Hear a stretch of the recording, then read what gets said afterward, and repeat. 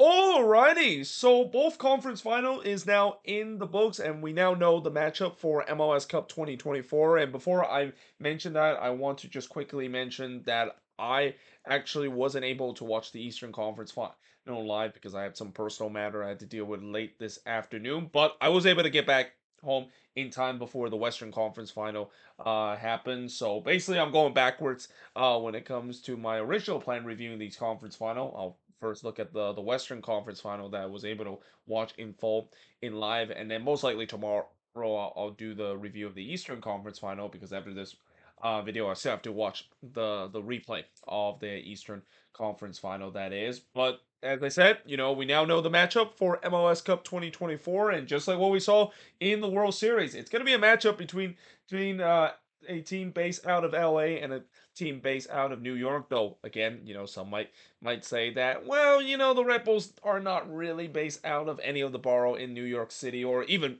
in the state of New York. They basically play in New Jersey. But let's be honest, they're a New York team. They're definitely based out of their metro. Even though again, it's kind of an awkward situation that they're playing in New Jersey, similar to how you see the two football team, the Giants and the Jets, play in New Jersey instead of New York State or even New York City proper. But that being said, when it comes to this Western Conference final, and I gotta say, for the Seattle Sounders, they really play a great role game in this one.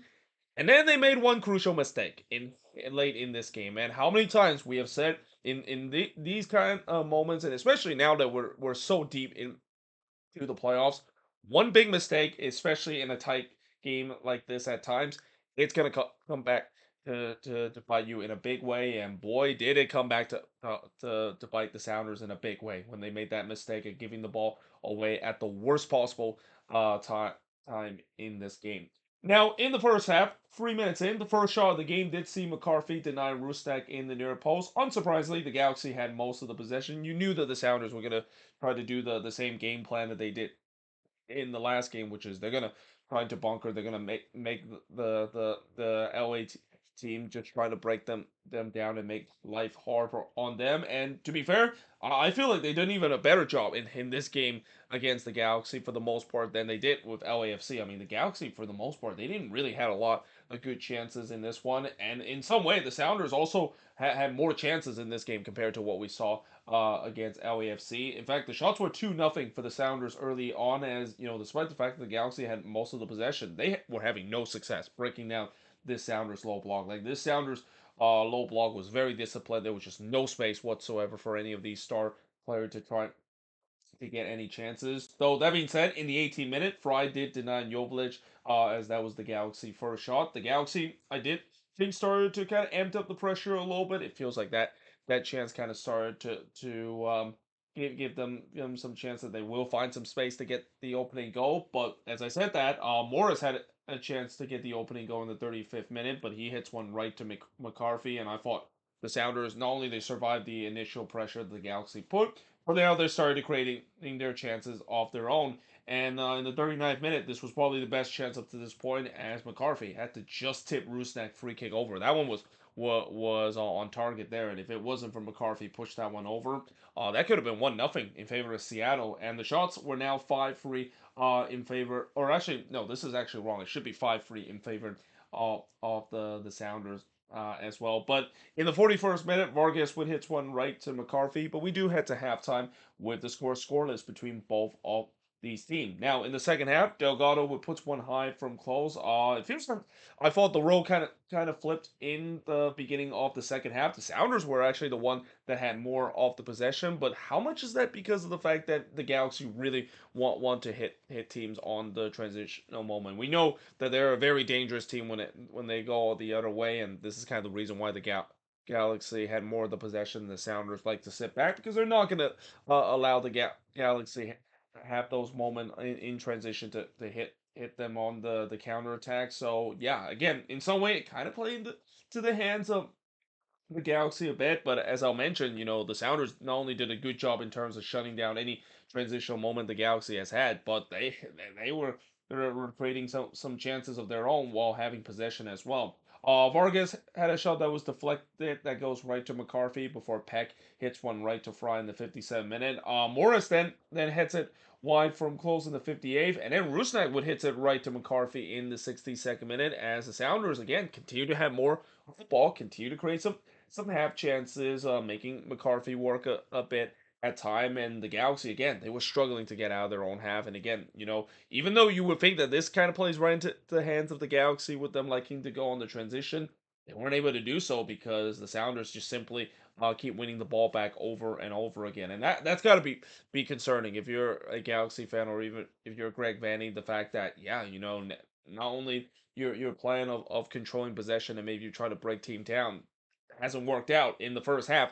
Now you can't even keep the ball and you can't even go on the transition on the other end as well. So this again just kind of plays right into the Sounders' hand. We saw this against LAFC where as long as the Sounders defended deep and defended resolute as they did throughout the game, they have a chance to win it. All they need is just one moment, and we know this Sounders team have players of their arsenal that can get that one moment of magic to give them the 1-0 lead. So that being said, there was some concern around the 70th minute mark as both of teams, their star creator Ricky Puig and Rusnak, both were slow to get up. Puig actually did eventually get up, but Rusnak was definitely limping along the way. Both of those guys would continue for the rest of the game, but there's no doubt that Rusnak was definitely more of the big concern because again he was really limping to a point where he kind of was almost kind of a non-factor for the rest of the game. Again, in a big game like this, obviously players don't are going to tell coaches that they want to stay in, but I was kind of surprised maybe Brian Schmetzer decided not to sub in a different player. I mean, I know that Rusnak up to this point he actually had a good game in this one in terms of creating some good chances for the Sounders, but if he's kind of limping there, I mean you got to make the changes, and you can't just have a guy that is just kind of limping there and just basically be almost like a 10 a passenger and force your team to theoretically play with just 10 men. We saw that in the game between Orlando versus Atlanta where TRA was basically limping pretty much for the last couple of minutes before he was subbed out, and that was also during the point when Orlando got that opening goal, what turns out to be the winning goal of that game as well. We then go for a period where not much really happened, and you just kind of had a feeling that extra time was looming. But then in the 85th minute, this was the mistake that was the big difference in this game. As Joveljic finally gets the opening goal for the Galaxy from Puig and Delgado to make it 1-0 in favor of the Galaxy. And again, it just came off a turnover. You just can't do that against the Galaxy, especially with the weapons that they had. And again, throughout the night, the Sounders have done a good job in terms of not committing turnovers and giving the ball away in bad spot in their own half. This time they did, and it was a costly one too. And I even wrote this one not only it's a costly one, but it might have ended their chances of hosting MLS Cup and getting back to MLS Cup for the first time since 2020. In the 89th minute, Peck would look to finish it, but he hits it right to Fry, and then Joseph Painter was in on goal there, and he was 1v1 with Stefan Fry, but he missed the target here. There was no doubt the Galaxy was pushing to try to seal this, but at the same time, Greg Vanny, he was definitely not happy. The fact that his team was not taking the ball to the corner flag. Again, this is where it gets interesting when you get to that point where, you want to eventually get that second goal to really seal this game up, but at the same time, you maybe sometimes need to be smart about it when it comes to just waste some time a little bit, not really just kind of go for it. I mean, if you're gonna go for it, you better make sure you put it on target or at least score, because if you don't, we have seen it so many times when teams decided to not take it to the corner flag to waste some time. Yeah, it's gonna come back to bite you in a big time. Fortunately for the Galaxy, it didn't happen. Because after Nuhu and Peck had a little bit of an extracurricular event where Nuhu shoved Peck down after both of these guys was definitely chirping at each other. And by the way, the Galaxy player was on the bench, was actually on the pitch while this has happened. There was no yellow card that was issued. Now, at that moment, I can understand why there was no yellow card that was issued. I mean, at this point of the time, you just have kind of feel like let's just kind of play this out. If this happened in any time time of this game, or even in the regular season, especially in the regular season, there has to be at least a yellow card or two that is being handed out there. But nevertheless, in the end, the Galaxy, they're moving on to MLS Cup. They will host MLS Cup in a week time. It will be the first time they're back in the big game since 2014 with a 1-0 win against the Sounders. The shots in this one, 12 shots committed, 9 that the Sounders had. Both team had 5 shots on goal, 2 shots off target committed, 1 that the Sounders had, 2 shots that was blocked with a 5 that the Galaxy had, and possession-wise, 52% possession compared to the 48% possession the Sounders has in this game. And again, for the Sounders, this has got to be very frustrating considering that again they play a perfect big road game. Well, I would say a perfect road game, but they almost play a perfect road game and play a style that was very similar to what they did against LAFC and were relatively successful for that. But again, you just cannot make those mistakes. And when you are a team that want to play that kind of game where you want to sit deep and be compact on the defensive end, you can't expect it to just cough up the ball in your own half and expect not to give up a goal or two there. And again, I know this sounds like a cliche, but in a cup final like this, or in a conference final like this, we haven't got to the MLS Cup final just yet.